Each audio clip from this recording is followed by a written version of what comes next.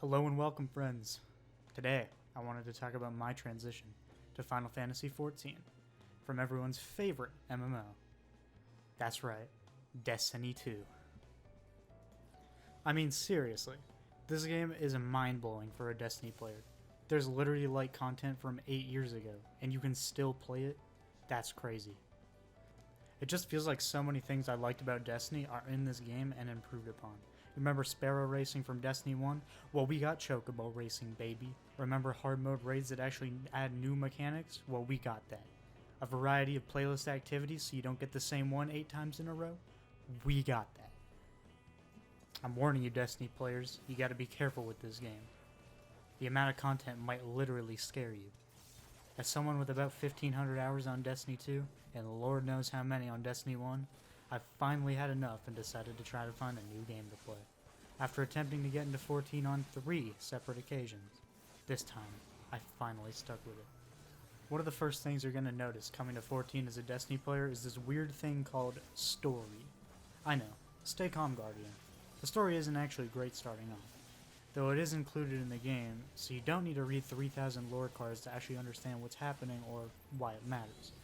Granted, AR story is so boring you might as well read 3,000 lore cards. But that being said, the expansions all tell fantastic stories, which is a topic for another video. All that I really want to mention in terms of story is its actual presence in the game. Destiny 2 doesn't actually have a main story right now because it was removed from the game. Not that it was worth your time anyways. Alright, so let's talk about the dungeon content in this game, because it's pretty crazy. In Destiny 2, dungeons are extremely scarce pieces of content. I think there's like 4 of them, with relatively easy mechanics, but nothing explaining to you how to do them. The fun of dungeons in Destiny is pretty much solving them for the first time. After that, well, the fun's kind of not a factor anymore. Dungeons in 14 all have mechanics. This may be a little terrifying as a Destiny player because mechanics are quite rare outside of endgame content. But don't fear, Guardian. Your team will be sure to explain these mechanics to you after you cause a wipe in a passive-aggressive manner. Joking aside, I really can't stress how refreshing these dungeons have been as a Destiny player. These aren't strikes where they just get bland after the first time you've seen them. They actually stay interesting after you've cleared them because there's mechanics you can optimize and things you can teach other players in your group. The ARR dungeons are not great and they're kind of a chore to go through, but once you get past level 50, all the dungeons are fantastic.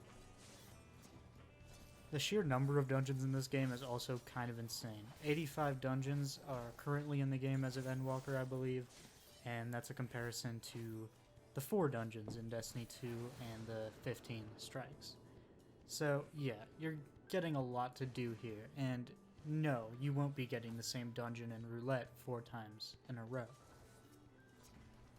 After hearing all this, you might say it's not fair to compare the content in these 2 games, Destiny 2 and Final Fantasy XIV, and you're probably right, but I don't care.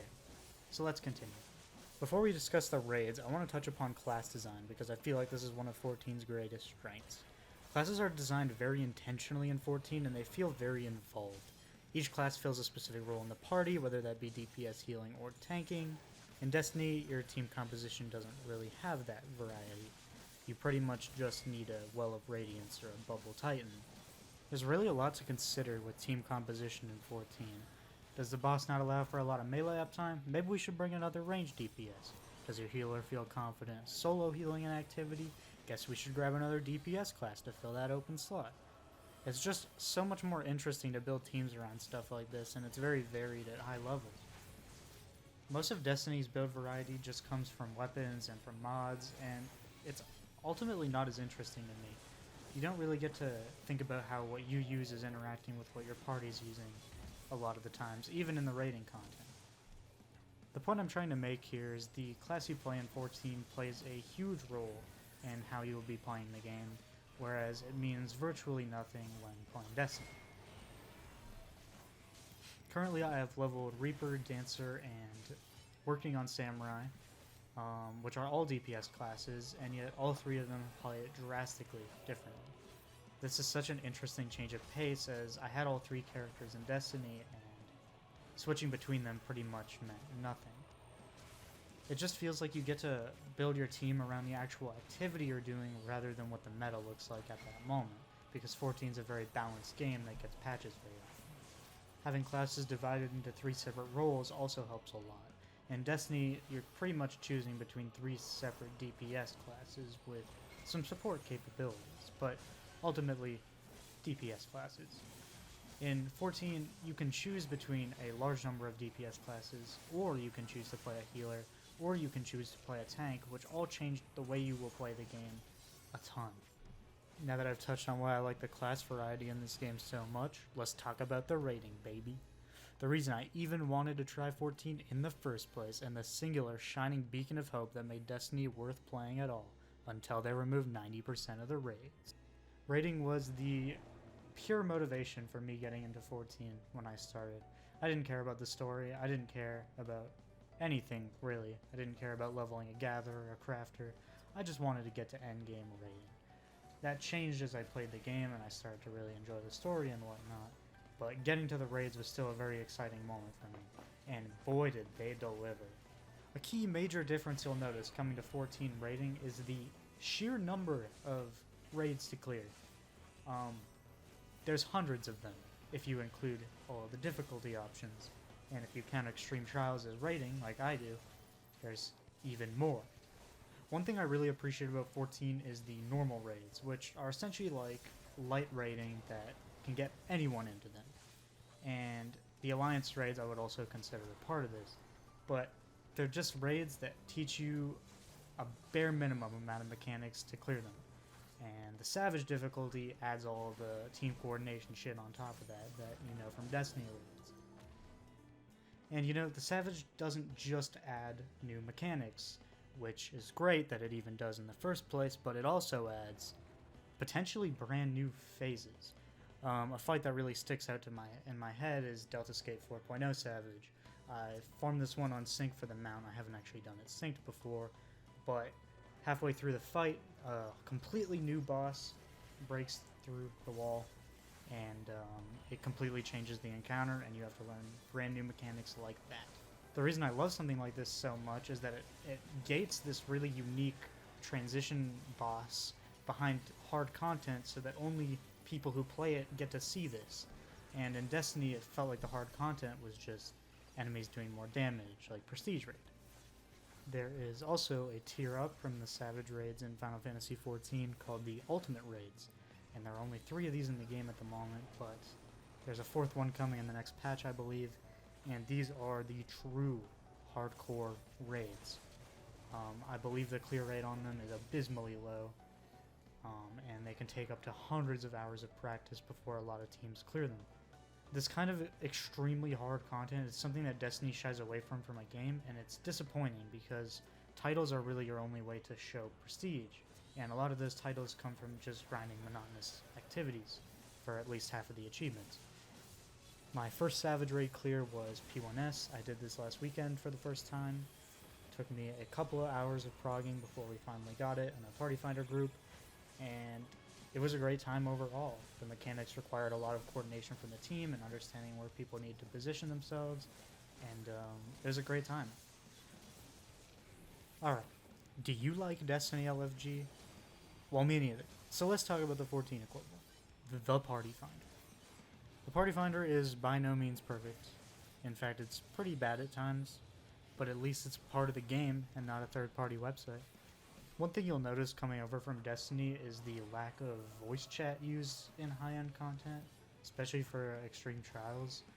You never really see people putting in their Party Finder posts, like have Discord or use voice chat, which is very unusual coming from Destiny, but it kind of works out. I feel like this lack of voice chat can cause problems in certain raids because, like, people aren't going to correct each other and verbally explain what they're doing wrong necessarily, and text chat can definitely come off as passive-aggressive a lot of the times when people are explaining mechanics. I will say the community all around is seemingly more competent than the Destiny LFG community. Practicing raids has not been a bad experience at all for me. Learning the extreme trials has been very painless and very enjoyable. So that's a nice change of pace from Destiny raids. I think another huge thing that really influences this is the reason people are raiding. A lot of people just trying to prog raids are going to be a lot more patient because they're playing it for the sake of playing it. whereas a lot of Destiny players at this point are raiding for nothing but loot. So they want to get through it fast, and they don't even want to be there in the first place. Now that I've finished talking about raiding in the Party Finder, I think it's time to turn our attention to something a little bit different. Let's talk about pricing, baby. One of the very first things that turned me off about playing 14, and one of the things that stopped me from trying it a second time, in fact, was the subscription fee. Nobody wants to have to pay monthly to have access to the content they want to play. That being said, Destiny's monetization isn't much better. In fact, it's probably about the same when you're paying $10 every couple months for the season, dropping $50 on the yearly expansion, microtransactions here and there, and whatever else Bungie wants you to pay for, like the 30th anniversary pack. At the end of the day, I think both the costs are pretty goddamn similar, and if you're willing to pay for your seasons, don't skimp out on a subscription. That being said, I'm sure I'd be speaking for everyone if I said that nobody actually wants to pay a subscription and would rather just pay a one-time fee. I'm completely with everyone on that. I totally wish I could just pay once and have this game forever, but the lack of glitches and the amount of patches this game gets seems to justify the amount you're paying on a monthly basis. I mean, seriously, if I could pay $10 a month to play Destiny and they actually fix the shit in their game, maybe I would. Anyways, this video was just kind of me rambling about how I feel about 14 as a Destiny player, coming over from Destiny, playing pretty much nothing but this for the last couple of months. It's been great. I don't think I could see myself going back to Destiny at this point, and I definitely don't have any plans to buy Witch Queen. Now, get out there and play yourself some Final Fantasy 14.